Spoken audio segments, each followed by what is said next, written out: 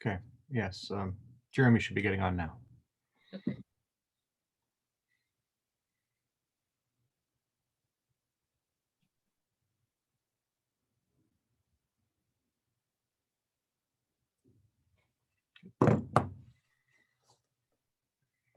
Okay, great.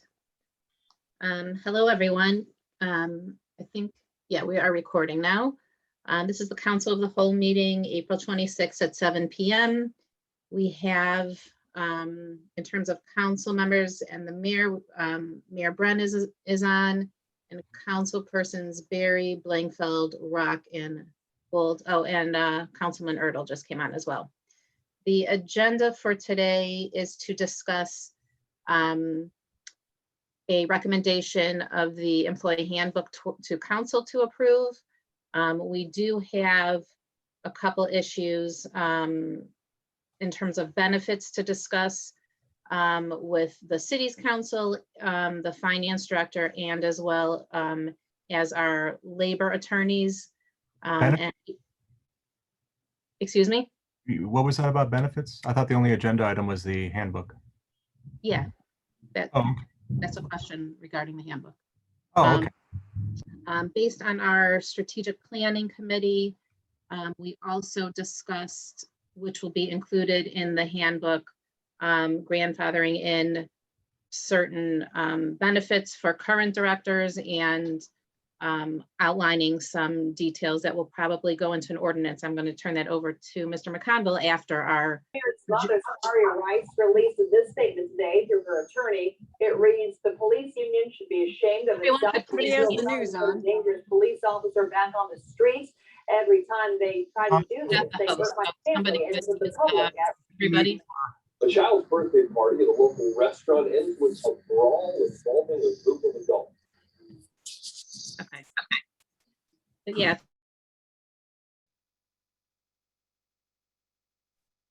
Okay, thank you. If everyone.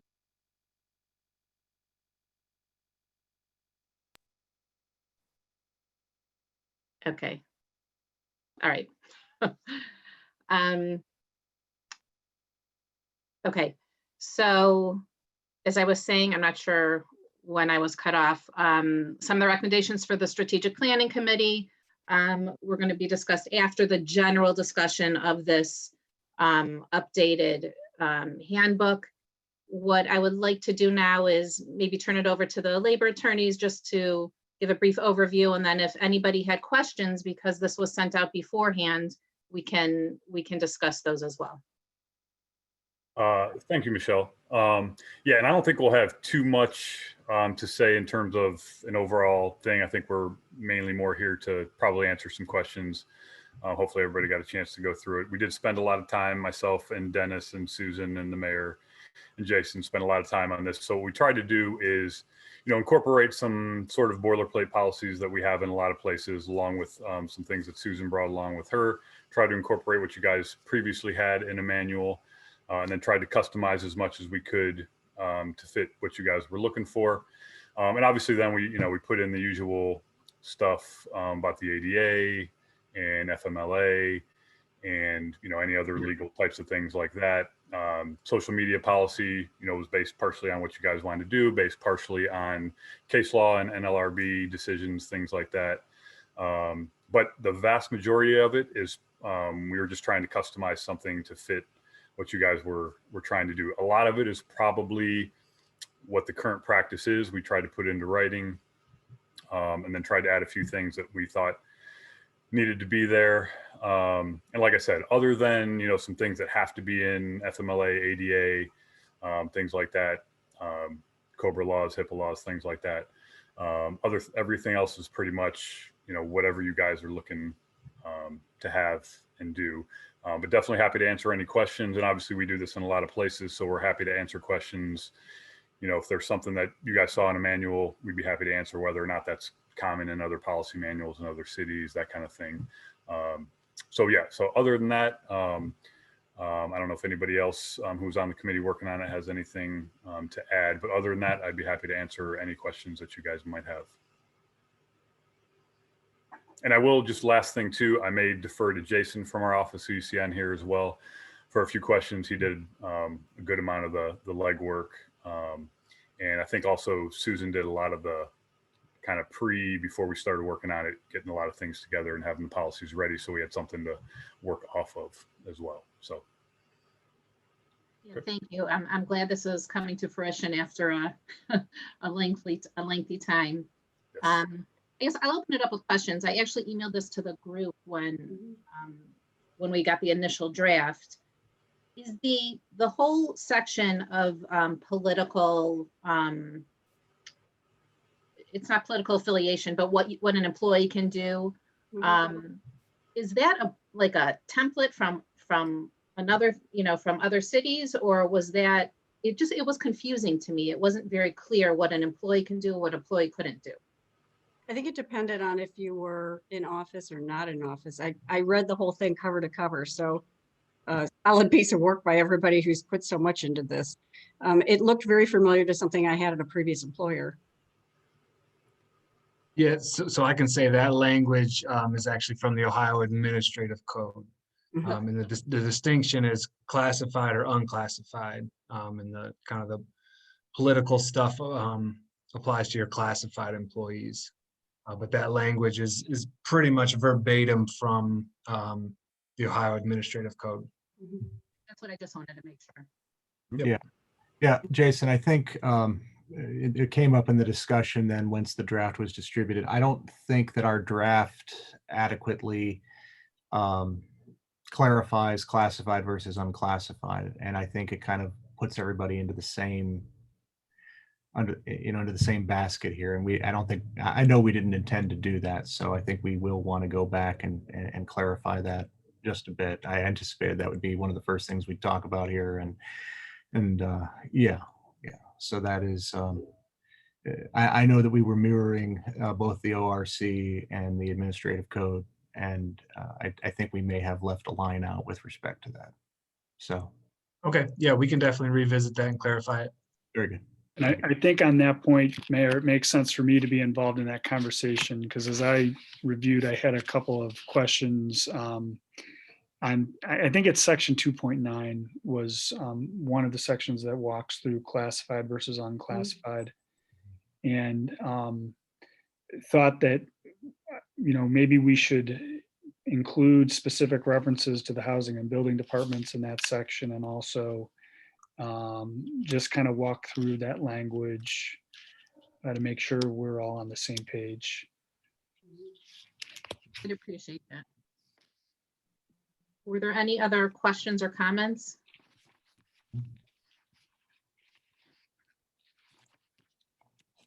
Okay. The other comment that I wanted, I think Susan and Dennis and possibly Luke to chime in about was how we are incorporating the benefits piece between current directors and future hires. So I'm not sure which one of you want to discuss that. I know I've discussed it in depth with a few people already. I'll take a first stab at it, and then Dennis can correct all the mistakes I make. How about that, Dennis? I've yet to see you make a mistake, Luke. It's a good answer. That's good. All right. Well, my understanding is that there are a few different things we're trying to accomplish relating to both department heads and other non-classified employees who are not covered by the collective bargaining agreement. That is to say, they're not considered union employees by virtue of their position. And with respect to those employees, we want to have language that indicates that they will receive the current CBA benefits that they are receiving, consistent with prior pay ordinances that awarded them those benefits. We also want to make an affirmative statement that department heads not receiving CBA benefits that may have been authorized by some prior administration are not eligible to receive those CBA benefits. And if I'm not being clear about that, let me restate it. If you're not currently receiving the CBA benefit, council is not inclined to award it to you going forward. And then lastly, a statement that indicates that successors to current department heads will not be entitled to receive any CBA benefits, that these were one-time awards for current staff, current directors, but they're not going to be a part of remuneration going forward. The initial discussion that I had with Dennis as to how to implement those categories was to update the ordinance, the pay ordinance that we passed in 2019, which has some pretty specific sound language relating to the award of CBA benefits to current directors, and to sort of update and add some sections to that ordinance to further clarify and define the limitations on those awards. There really are only a couple of employees out there who I think are in a position where they're raising the issue that they think they're entitled to a benefit that they aren't currently getting and that isn't documented anywhere. The vast majority of these department heads fall into the category of they're receiving CBA benefits, but we want to make sure that their successors do not. And with that, I will turn the floor over for comment. Luke, so what I think I'm hearing you saying is that it's basically not retroactive. You come on board just because it was awarded previously doesn't mean that you're going to have that going forward when you come in. Well, let's take a Or no? specific example. Let's say that, and this is only for purposes of example, let's just say that your police chief retires and the city wants to hire a new police chief. The new police chief who comes in is not going to be entitled to receive CBA benefits. That's what I understood you to say. Okay. The new police chief's remuneration will be entirely set forth either in an ordinance or some other documented, vehicle, Gotcha. contract or something. But Okay. it'll, go ahead. No, I was just gonna say, I think maybe grandfather is a better word than a retroactive. just to Yeah, be Grandfathered. clear. grandfathered. I had written down grandfathered. I should have just said that. No, that's good. Thank you, Luke. Yeah, that's actually what I was going to say, that it sounds like we want to grandfather the current people because they've been receiving it. We don't want to take something away from them. We want to make sure that going forward, their salary just is what what the ordinance says their salary is, not everything that ends up getting negotiated. Thank you both. So next steps with this piece is presenting to council an updated ordinance. Is that the Right. first piece? Okay, That's the next piece, and I have been asked and intend to provide that ordinance to council this week for inclusion for a first reading on the next agenda. So how does this get reflected in the handbook? I believe there's a reference in the benefits section to ordinances, if I'm not mistaken. Okay. Yeah, and we can, if you want, and if it doesn't already do it, something that we have done commonly is we can just have a reference to, I'd say probably not even necessarily a specific reference unless you guys have the same number every time you do it. But if if you call it your salary ordinance, we could always put a reference in there. They'll be paid in accordance with the salary ordinance, or even if it was vacation or something else, we could say you'll receive those benefits in accordance with whatever the ordinance is called. You probably change the number when you update it every year or whatever it is. So probably don't want to throw the number in there. But yeah, references to ordinances are fine because obviously you probably update those ordinances every year. You don't necessarily want to update the manual every year, although you could. But Well, that was the issue. I mean, Dennis and I talked about what is the best way to accomplish these parameters for compensation. And, you know, it just seems less transparent to us to put it in the handbook. And then, as you said, Jeremy, it then I think necessitates a more frequent update Yeah. of handbook, of the handbook, generally speaking, than you might otherwise have. Right. Yeah, and then you're updating a 300-page document every year as opposed to a 2-page ordinance or whatever it is. Right. Right. I think, you know, as an editorial comment,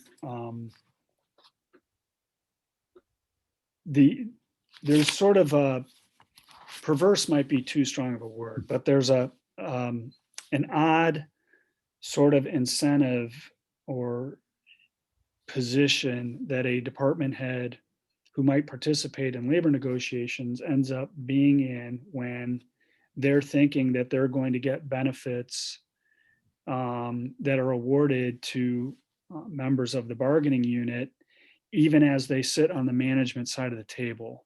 And I think it makes perfect sense for the city going forward to eliminate any sort of odd or perverse incentive that, you know, doesn't need to exist. Now, the challenge for council is to,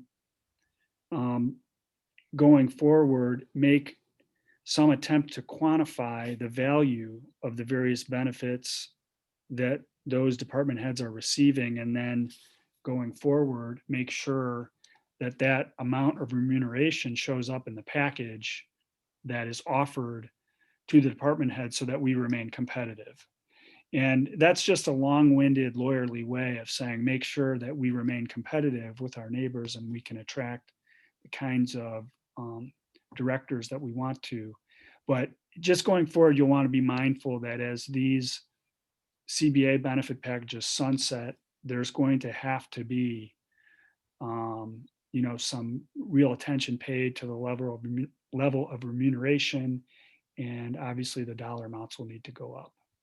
Yeah, and I think the simplest way to say that too is that, like, if you're paying your police chief $80,000 a year now, and he also gets the $2,000 uniform allowance, just pay him $82,000. You know, then he has no incentive to. And I will say, all of your department heads and all the negotiations, none of them have said, "Hey, you think about bumping up that uniform allowance?" You know, because they get it. Nobody's done that. But yeah, it might make more sense to say you make $82,000 a year, not $80,000, and also the uniform allowance that, you know, you're going to negotiate every couple of years. So I completely agree with that. I've done that with other clients in the past and tried to get a lot of my clients to do that. And it can be a little bit of a difficult transition, but I think it makes sense, especially if you're going to do it going forward after the folks you have in the chairs now. Again, everybody having the chairs now has not suggested that we increase certain benefits because they're going to get them. So. The thing is that council regularly reviews that salary ordinance, the salary ranges. So we're very cognizant of that going forward. Okay, so again, so the first step is to present that ordinance to council. And then do we want to present the handbook at the same time, or do we want to wait until that ordinance is passed? What do you feel the best way to do that is?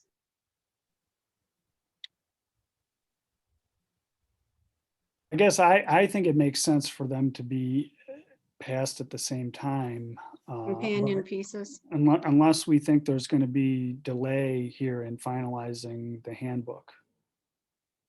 They don't have to be passed at the same time, but. Necessarily see a reason to wait though either. I mean, if once we clear out the section on, I think it was 6.7 on politics. I think that's not 6.11. And I think it's probably ready to go. So would we be able to get maybe a final draft by the end of this week just to review? So we'll be ready for a Monday meeting? Yeah. Yeah, absolutely. Okay. Good. Well, then let's plan to do that. Great. Did anybody else have any other comments about the handbook or this current ordinance that we're suggesting to update? While people are thinking about questions, I was just going to throw one other thing out that is a common question that I get is, how does the handbook or the policy manual jive with collective bargaining agreements? And obviously the collective bargaining agreement supersedes anything that's in here. but the vast majority of, the benefits obviously are completely different potentially in the CBAs as opposed to what they are in the handbook. So that obviously is where they conflict in the policy or the collective bargaining agreement obviously supersedes. However, the vast majority of it is meant to work in conjunction with the collective bargaining agreements. For example, the collective bargaining agreements require just cause for disciplining or terminating an employee.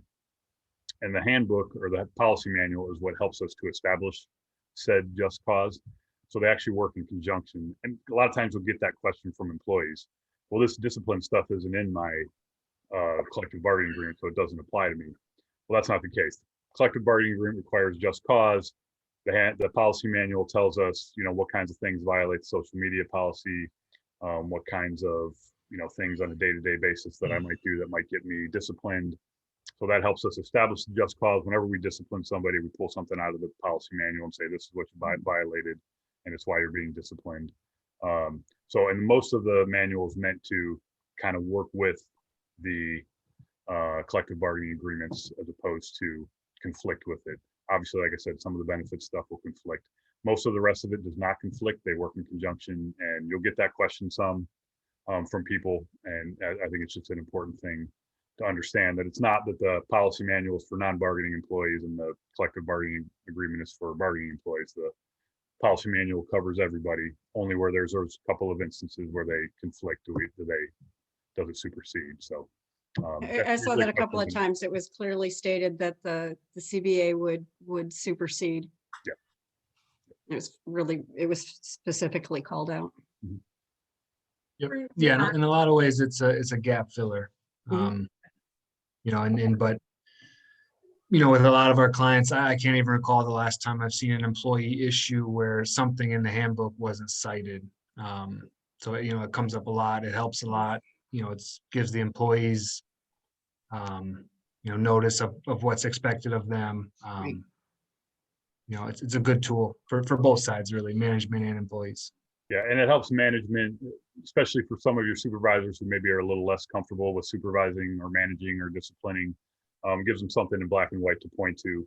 Usually makes it a little bit easier. And we try to write it in such a way that it gives you some guidelines. We have lists of things that you'll get disciplined for, but it's open-ended enough that we're not going to list everything. Those aren't exhaustive lists, and there'll be something that comes up tomorrow that we never thought of, that we never put into a handbook.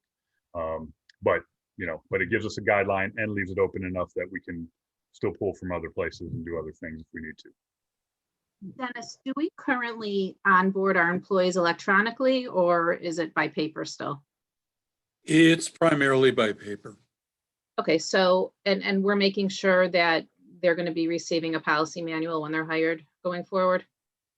Yeah, and what I'd also like to do is to put it on the website, have like an employees only portal on the website. That'll help us with a couple other things we have to do with, like filling out insurance. I-9 and that kind of thing. Yeah. So, but yes, we're going to make sure that everybody confirms that they've received it and understand it. And Yeah. Every place I've worked, and I think it was mentioned in there, there's a page at the end of it where the employee signs off on it and dates it that they've received it, and that goes into their file. Yeah, and that's a very important, and Dennis, I'm glad you said that about putting that on the website, because that is a great way to do it. Try to get a lot of our clients to do it that way. Some have, some haven't. But yeah, actually getting them to sign off on it is one of the more important parts of it, because whether they read it or not, they have an opportunity. Exactly. The onus is on them, but they've received it. Yep. And every time we've done any arbitrations on employees that we've suspended or fired, one of the first things that we put out as an exhibit is the handbook acknowledgement. They received it. They're aware of what they were, whatever they did that was wrong, and what the potential punishments were. It's actually one of the 7 tests of just cause is notice. So the handbook and them signing it gives us one of the tests right out of the box without us having to do anything other than show one piece of paper to the arbitrator. Not that we write the handbook so that we can fire people, but that's one important piece of it. And I'll draft an acknowledgement form as well. And so when I send out the final draft, that'll be along with it as a separate, 1-page little paragraph document. Yep. Very good. There are no other questions. I actually thought this would be longer, so we will adjourn. I want to thank everybody for their work on this, and we'll be looking forward to having both the ordinance and the policy manual on first reading on Monday. So thank you so much. All right. Tremendous. Have a Thanks. great evening, everyone. Thank you. Be well. Take care, everybody. everybody. Have a good night. Good night.